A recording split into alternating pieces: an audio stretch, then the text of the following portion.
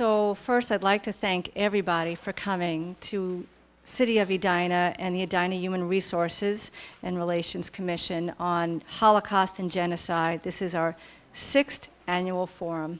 So I wanted to say, as being part of this program, that I am proud to be part of this program. I'm an Edina resident. I'm a daughter of a Holocaust survivor. I am the firstborn American-born on my father's side of the family. And I have been, for 6 years, part of the Human Rights Commission, and I've just rolled off. But we've started this again 6 years ago, and the reason we did was because in 2011, an Edina resident wrote a letter to the city of Edina asking if we would recognize and acknowledge the National Days of Remembrance. In response to that, Mayor Hovland and city council members signed a proclamation, which is right outside, you'll see, stating that annually we would recognize the National Days of Remembrance and also other genocides throughout the years. In 2013, Minnesota acknowledged April as Genocide Awareness Month. Since then, we have recognized the 20th anniversary of the Rwanda genocide. We have recognized the crisis of the Congo, where 6 million people have perished. Last year was the 100th anniversary of the Armenian genocide. And since we didn't learn from that, 30 years later, it's now the 70th anniversary of the liberation of Auschwitz and the end of World War II. I mention all this, as I said, because I am a family that have lost family in the Holocaust.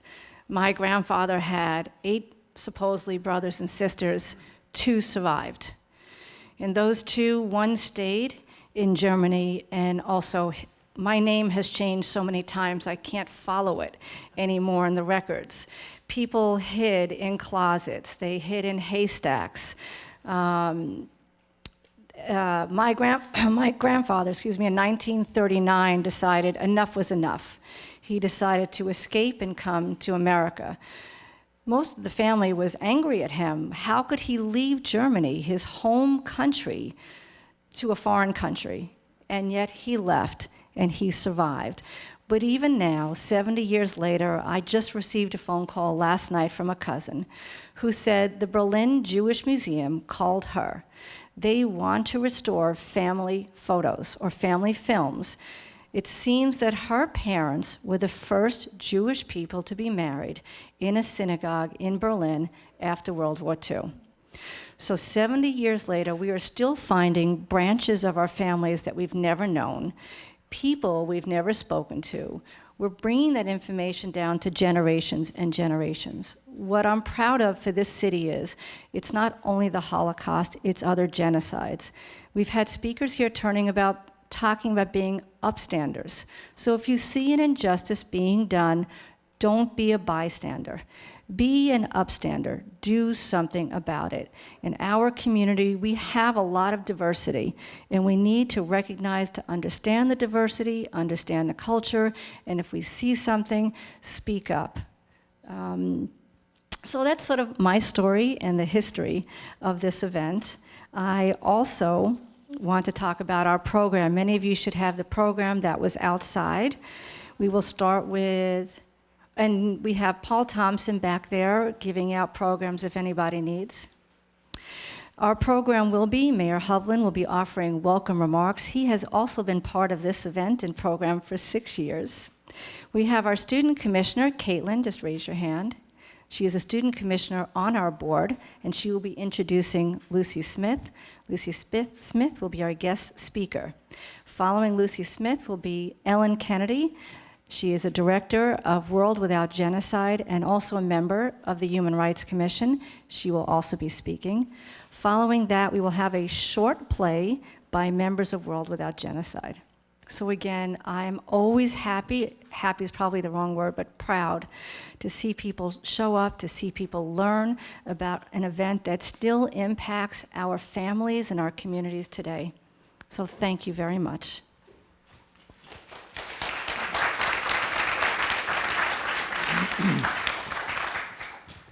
I don't think Jan introduced herself. This is Jan Seidman, who served so effectively, so graciously on our Human Rights and Relations Commission until you were term limited, I think. Yeah. And so this is what you're going to see in the years to come. And Edina intends to do this year after year after year. We started this Days of Remembrance in 2011, as Jan mentioned, when they had a National Days of Remembrance. And we thought it was important for us to do that locally, and there were other communities that did it as well. But now I think we're one of the few communities in the Twin Cities that has continued this event on an annual basis. But we believe it is so important that people do remember, that we're reminded of what happened less than 80 years ago to so many people, to so many families, over 6 million people that weren't like, that were destroyed, really. Families destroyed, people destroyed, because somebody decided they didn't fit in. And so we're a little bit like that situation again, not nearly like it was from 40 to 45, but think about this. When you tell somebody, you're not welcome here, we're going to build a wall to keep you out. We don't want you coming in here and taking jobs. We don't like the fact that your religion's different than ours, which has some eerie similarity to the 40s and the late 30s. We don't like the way you dress. We don't like that scarf on your head. We don't like that you pray the way you do all these times during the day. Those are dangerous, dangerous things to not appreciate and embrace from a cultural standpoint, as opposed to saying, you're just different. And you're different from us, therefore you don't count. Because we saw what happened when somebody was able to convince a whole country, a whole part of the world that people didn't count. And the consequence of that was a lot of people lost their lives. And so we don't ever want to see that happen again. So in our little town of 50,000 people, you're going to see this Days of Remembrance event continue year after year after year, so that we can all think about what we need to be doing individually to make sure that this doesn't happen again. And Jan talked a little bit about upstanders. And now as we watch this national political climate that we're in, this national contest that we're in, isn't it time to be an upstander again? I mean, shouldn't all of us be standing up and saying, hey, we're not going to take this. We're not going to tolerate this kind of behavior towards other people, because we're all in this together. So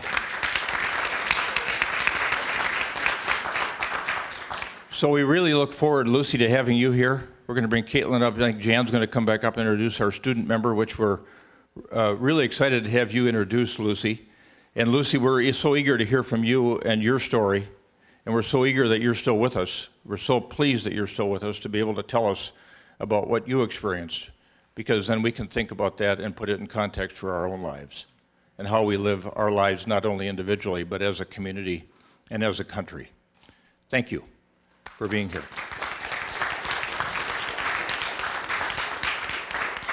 So every year on our commission, we always have two student commissioners that live in Edina but can come from any of the surrounding schools. This year we have Caitlin, who volunteered to be part of this event and volunteered to talk to Lucy Smith. So I'm going to have Caitlin introduce Lucy. Thank you. Thank you. The darkest moments in human history can also reveal the incredible strength and courage of their survivors. One such image of strength was just 6 years old when the Nazis began their occupation of Poland. She was a hidden child and spent years moving from town to town, hiding place to hiding place, in order to survive the Holocaust. She and her mother overcame both the physical and psychological aspects that come with completely concealing one's identity and existence. After the events of the Holocaust, she had to prevail over the immense hardship of growing into adulthood with the memories of danger and tension that mark a hidden childhood. In the time since, she has been heavily involved in outreach and education in order to help create a genocide-free future, and is here to continue these efforts today. Her strength to not only survive, but also speak out, attests to her incredible resilience and heroism. I am humbled and honored to introduce Ms. Lucy Smith. Normally, I just speak, but if I just speak, that would be much longer than 40 minutes. And since I have 40 minutes to fit in 8 years, that would be difficult to stop 2 minutes later. So I will be reading, more or less, rather than speaking. Hopefully that will take no more than 40 minutes. What it means to live through Holocaust. Because I was a child of 6 when I experienced it, and the children who just learn about life consider everything that happens to them as being part of their new knowledge. Therefore, something natural and normal, I accepted all that was happening as a normal part of life around me. Another way, Holocaust, well, it came, so it must have been normal. Only much later, after living in several countries, before coming to USA, I started to make distinction between the normal and crazy. We usually talk about good and bad, but actually we should talk more about what is normal and what is crazy, not normal. Because people who kill, who find pleasure in it, we cannot consider them to be normal. Something is lacking there, something is missing. And probably that is what we should study. What they need, if anything, to stop being horrible. When people talk about the various wars, they talk about the honor of dying for their countries, about bravery, heroism, even martyrdom or cruelties of the enemies. But when I started to think about my experiences, I decided that it was as if the whole world around me turned crazy, and everything that was once considered normal was subjected to power of crazies. It was easier to see it this way after having lived many years in USA and learning about various schools, churches, or movie theaters attacked by various young men well armed and eager to kill ordinary people in most cases. The killers were psychologically sick, diagnosed either before or after they did, and often after killing themselves as well. When looking at those killings, after seeing Holocaust, it was like seeing various explosions of craziness here and there throughout the country, while during the Holocaust it was the craziness having its power on the whole territory everywhere. And if you wanted to save your life, it helped if you also used some craziness to protect yourself from the power of total craziness. I was with my mother during all the 5 years of Holocaust in Poland, but each of us dealt with its many dangerous moments in a different way. I was aware of the danger the same way as young animals on numerous TV nature programs who learned to be quiet and hidden and aware of possible dangers during their mother's absence. All the small children hiding from Nazis did that as well. And I often wonder why during so-called normal times, children are being protected from such needed knowledge as being not good for them. I learned to be very quiet outside, but full of fear inside. My mother, since her teenage years, was considered crazy by her extended normal family. But during the Holocaust, it was my mother who could speak the proper language to the powerful crazies, often saving our lives, while the extended family did not survive. My mother was challenging the crazies, seemingly without fear. When a week after killing our two uncles on the street in front of their houses, two Gestapo men arrived to our apartment. One followed my mother to the kitchen, while the other stood behind me in our one room where I was doing my homework, in the beginning German. And he tried to talk to me in that language.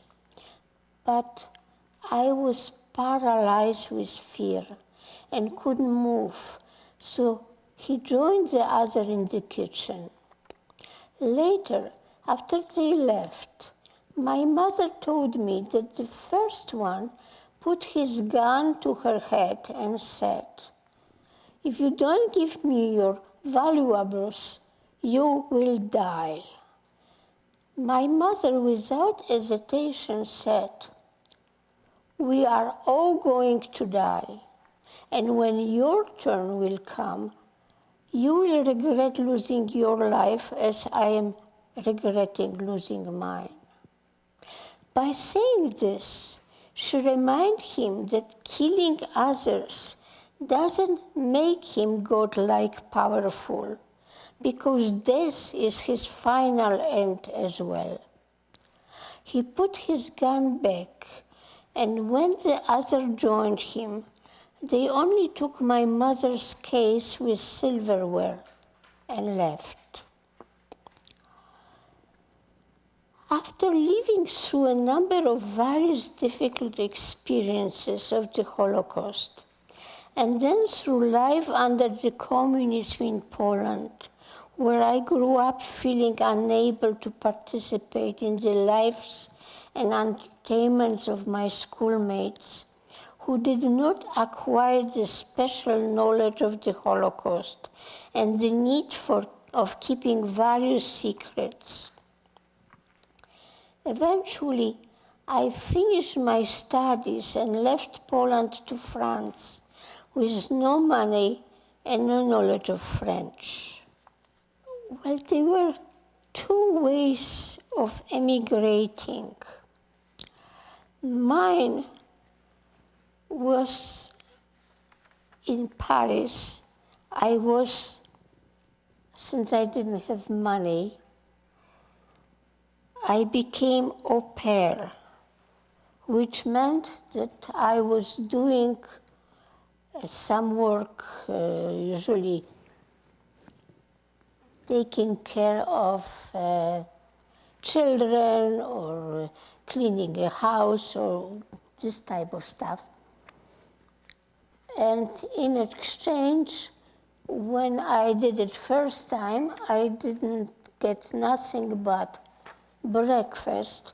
And since the people who were giving me that were very fat, the breakfast consisted of toast and tea. That was not enough for me. Eventually, they added some kind of lunch to it. But eventually, I found a school of learning French, Alliance Française, through my walking through Paris afterwards, after all those work in their apartment. And there I found a woman who was looking for someone like me. It turned out that without knowing it at the time, we were both Jewish. And the woman was from Egypt, expelled by Nasser from Egypt because it was time where he got back canal. And so the whole family was now living in France. And she took me the very same evening to her house, where I had a much easier life and got from her full, food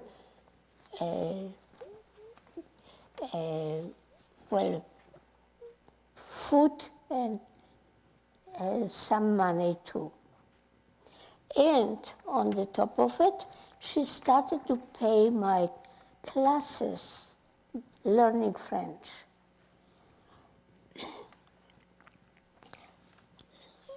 So that was my way. My mother's way, she came much later, after I got married, so she could get invitation from my American husband. And she started to get, she tried to get Wiedergutmachung. She stopped in Germany instead of coming to France.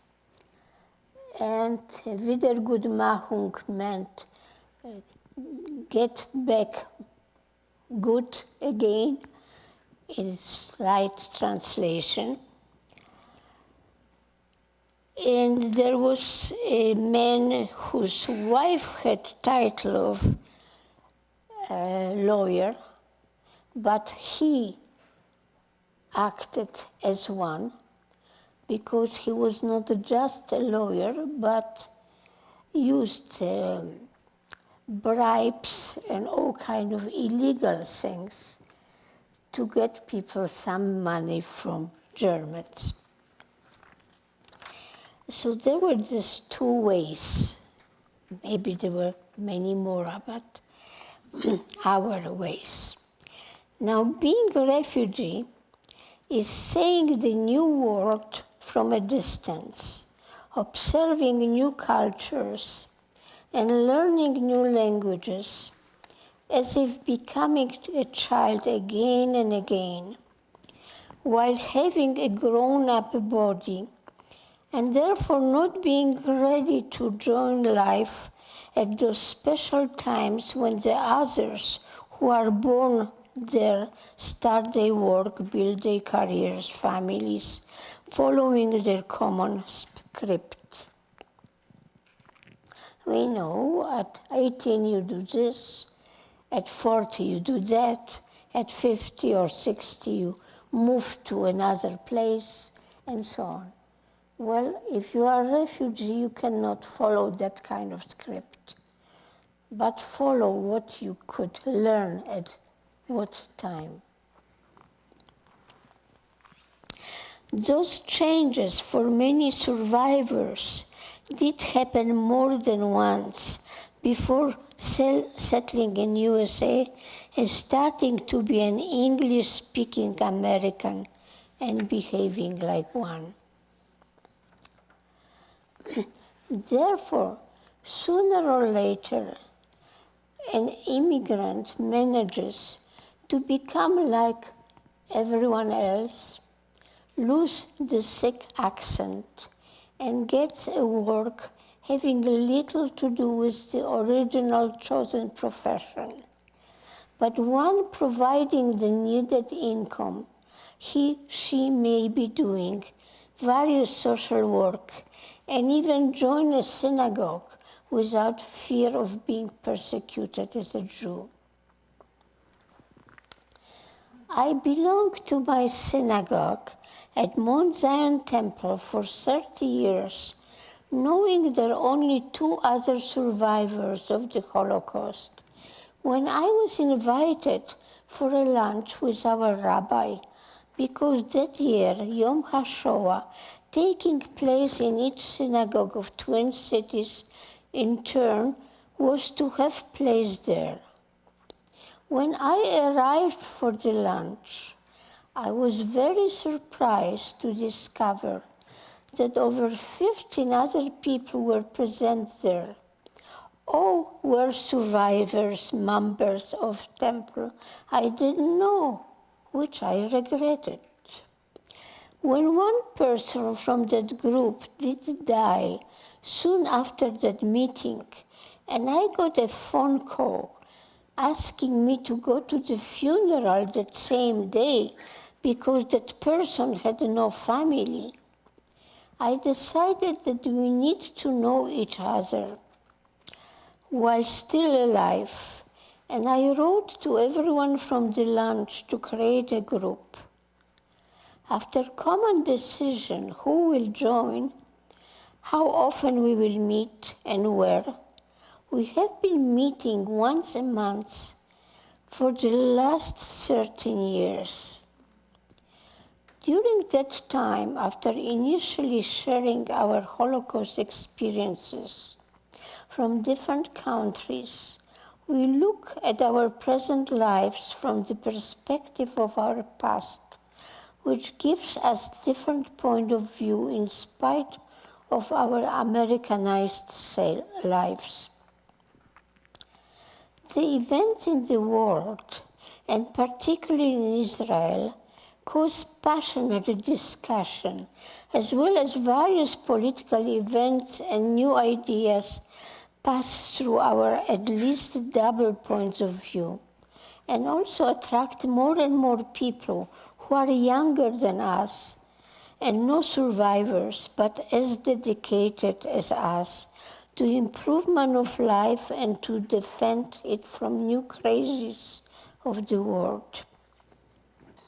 It seems to me that one of the ways to do it could be to develop my mother's use of a language, challenging the crazies from the position of moral, spiritual strengths. I would transform the old military mobilization into a civilian social work, one involving all youth between 16 and 28. This is kind of a story giving you idea what it was like during the war. Because normally, not being anymore in the body of 6 years old, I feel uneasy to talk about my life as if I was still 6 years old, when I don't really look like one anymore. But here is a story of Play Day in the Ghetto, which I wrote to describe how it was when I was looking younger and being younger. So I have to tell you how much fun we have playing in the ghetto. Right next to our home, there are the ruins of our synagogue, the new one, which was built just before the war. We can play hide and seek among the ruins. The trouble is that we also have to hide from the Gestapo, particularly Novak and Malutki, who like to shoot at playing children. So we don't play there that much. Instead, we often play on our balcony. It is a wonderful balcony which extends along the full width of our house and serves as an entrance hall to all apartments. Oh, the anxious-looking adults going to and from their apartments and passing by the balcony say to us, "Hush," or "To be careful, go inside." But inside, in our room, with direct entrance from balcony, there is old Mr. Sauerfreund, who is out of his mind, always snores in his bed, while his wife lies next to him and cries. So we play cautiously on the balcony. We play prison. An old empty wardrobe at the end of the balcony serves as a prison,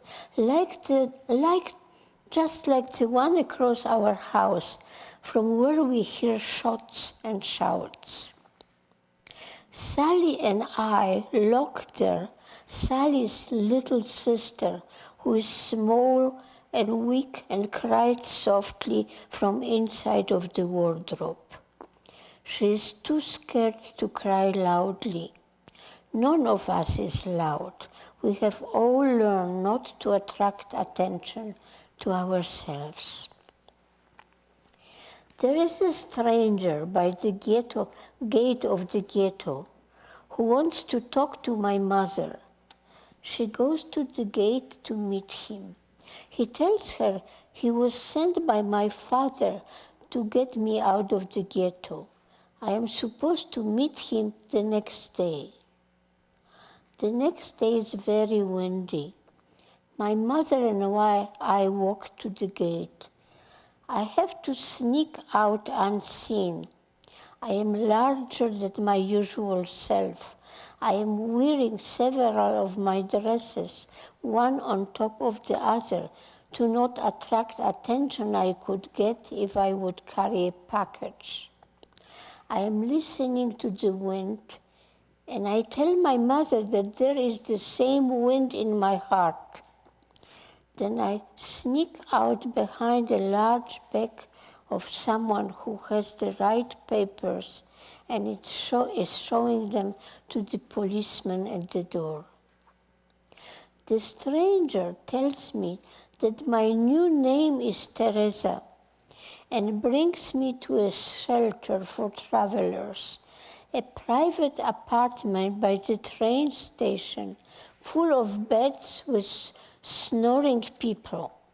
It is run by a Polish woman who looks at me suspiciously. The stranger leaves me with her and goes out. I sit on a chair in the corner and look around. On the picture on the wall, a woman in flowing dress is floating among the clouds, surrounded by red roses. I pull the chair to the picture and stand on the chair to have a better look. Then I sit back in the corner. The woman, still suspicious, asks me why I have such dark hair and dark eyes. I have no answer to this. "What is your name?" she asks. I remember my new name. "Teresa," I answer. "Oh," she says, "so that's why you were looking at Saint Teresa, your patroness." And she leaves me alone.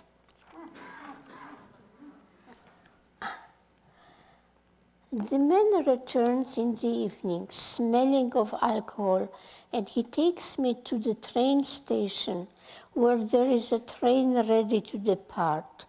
We board the train. We get off in Krakow. I was born and raised here, but I can't recognize it. The streets are dark and wet. We are in a neighborhood I have never been in before. We enter some house, mount a staircase, knock at the door, and are admitted to a large kitchen. The man leaves me there with a couple, Mr. and Mrs. Kubitsky. We enter their only room that is behind the kitchen. There is there a large bed and a crib. I get the crib. Now you have to learn the prayers, says Mr. Kubitsky. Our children must not know that you don't know how to pray. Have you ever prayed? I have to admit that I haven't.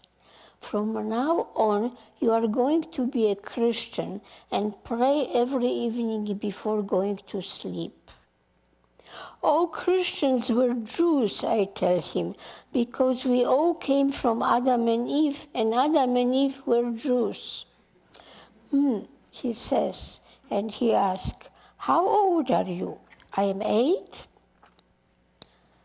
I miss playing with Sally. I don't play here.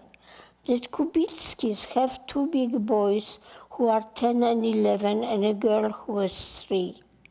The boys go to school and I stay with the little girl. I like when they are in school because when they are at home, they sing horrible songs with words like, hit, hit, hit the Jews, let their blood run out. And they try to entrap me with their questions. The little girl is quiet. We are both very hungry. Kubitsky and his wife leave very early to go to work and return late.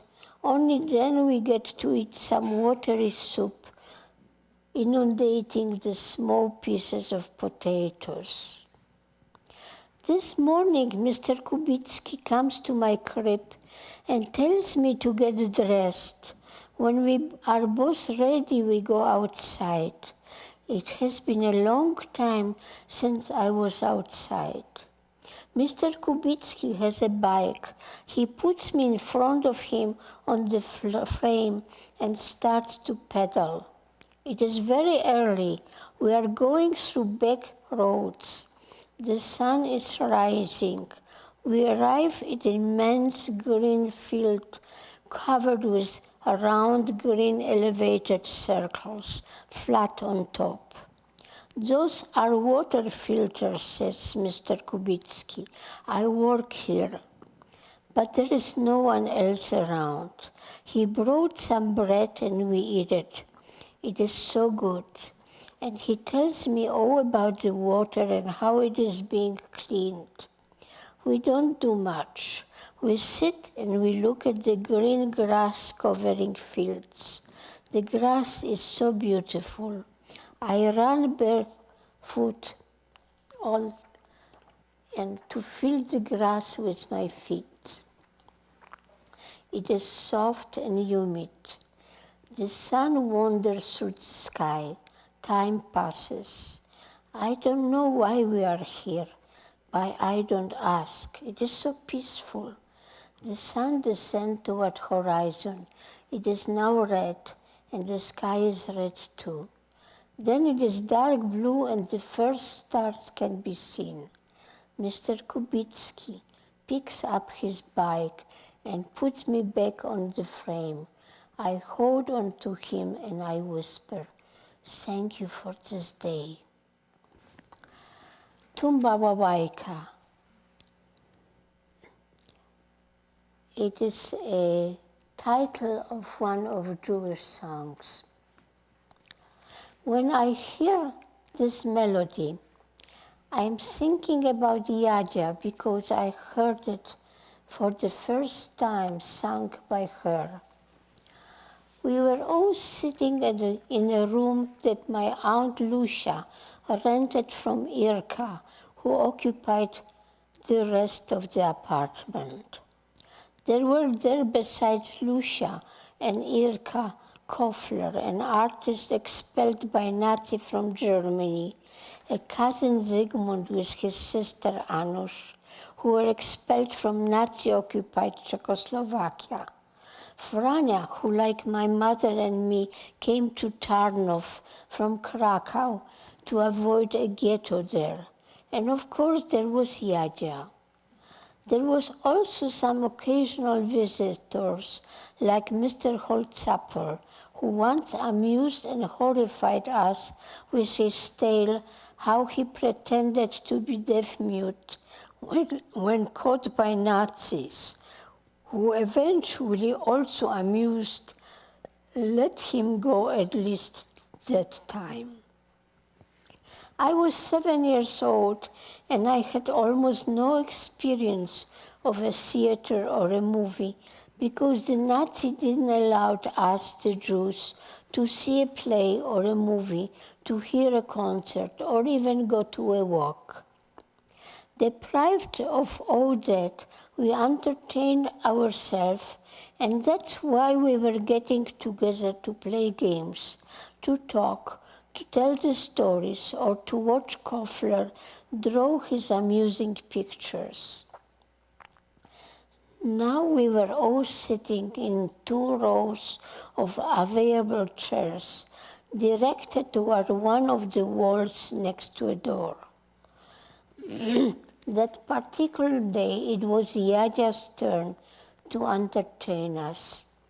Yaja was Yaja, everyday Yaja I knew, who was coming regularly with her little boy Felush.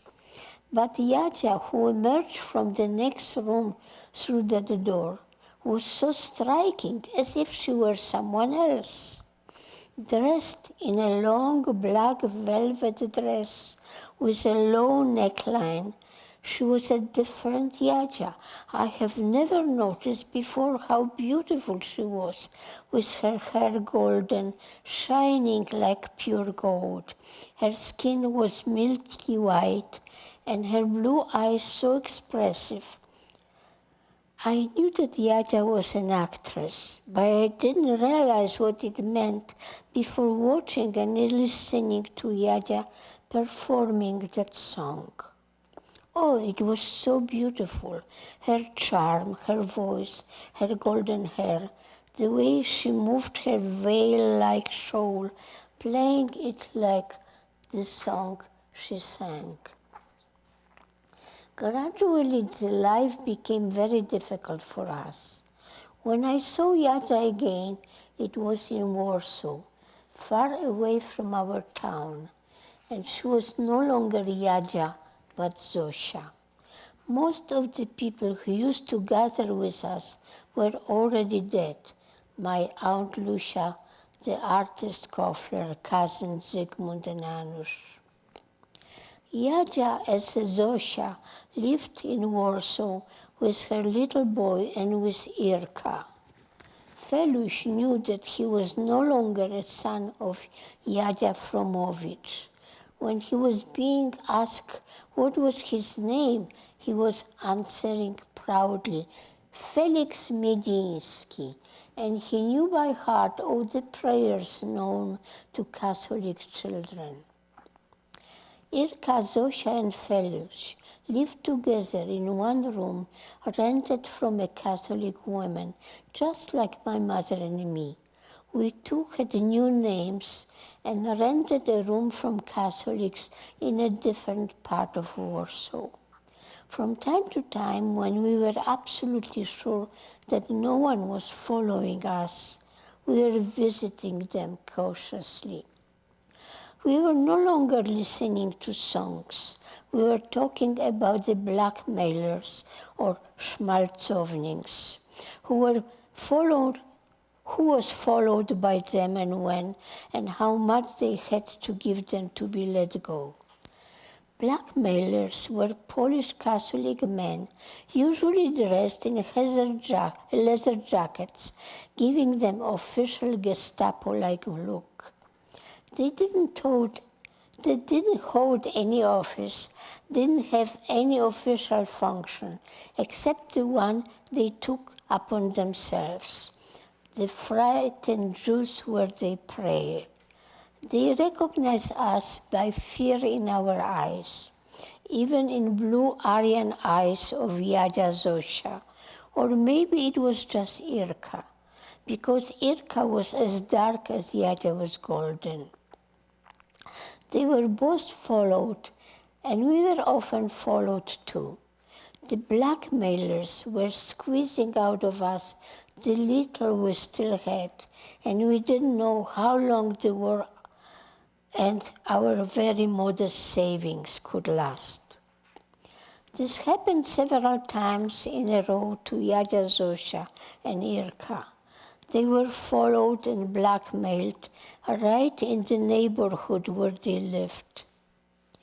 They decided they could no longer stay there and that they had to find another place in another neighborhood. This involved some searching, and meantime they decided to put Felush in a safe place. Felush, like any Jewish boy, was circumcised.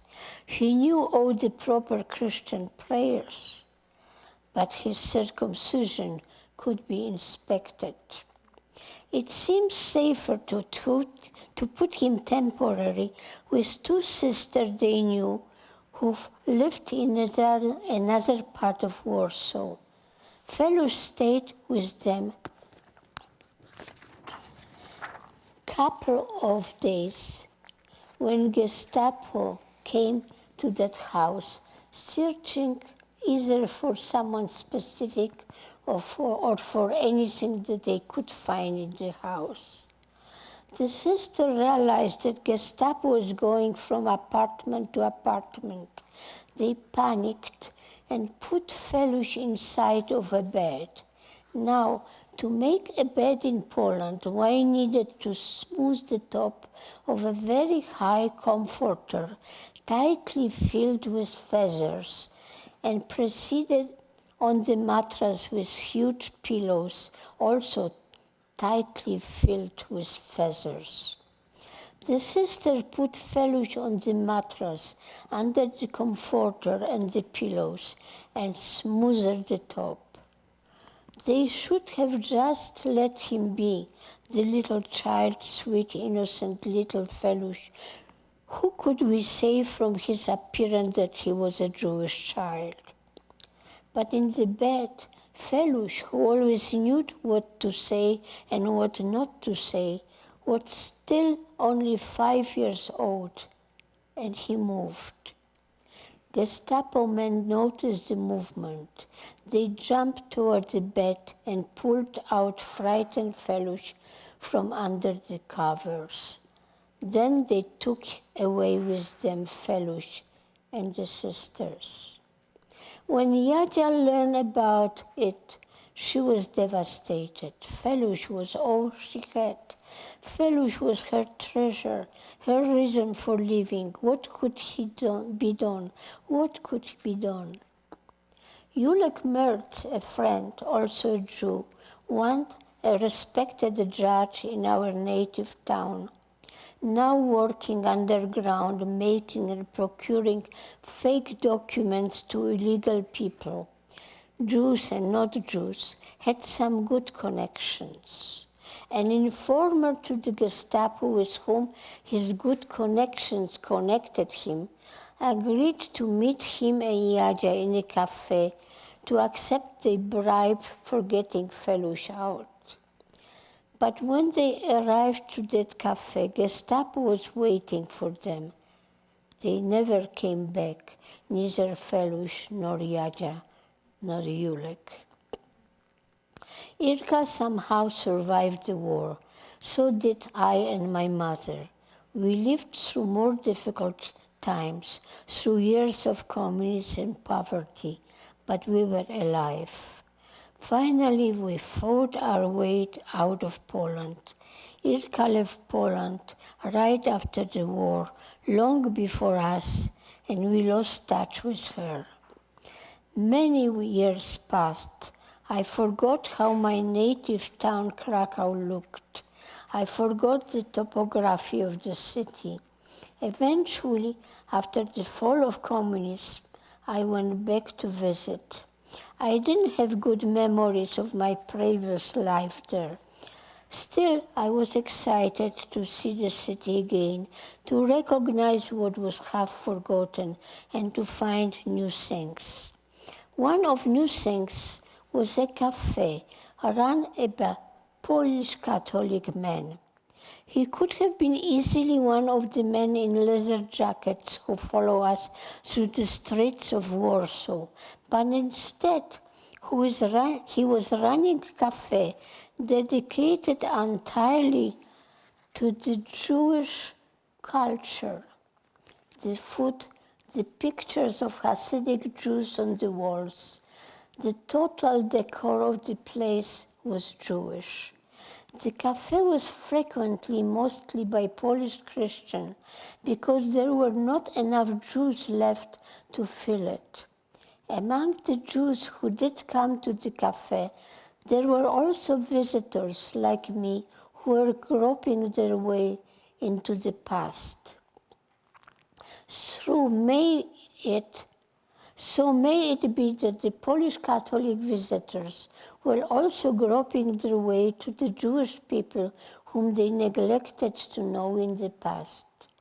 My friend and hostess during my visit took me there to a concert of a Polish Catholic woman who was well known for her songs created for the Solidarity, as well as other rousing songs. Her name was Sława Przybylska. In Polish, Sława means fame, but at that time Sława was less famous than before. She was not singing songs from the Solidarity times, already surpassed by newer events, but the Jewish songs, all old songs in Yiddish. I was looking at Slava.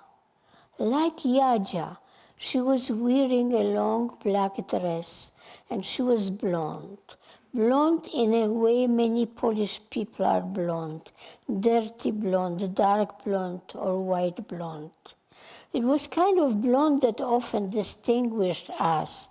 Our overall Jewish dark hair was from their blonde hair. But it was not shiny golden, slightly reddish hair of Jadzia. However, Sława was also singing the Yiddish songs, and among them she sang Jadzia, Tum Bałałajka, with the words, Freilich zu sein, rejoice, be happy, rejoice. Maybe this is the best way to keep the memory of Jadzia alive, her energy, her beauty, and her joy.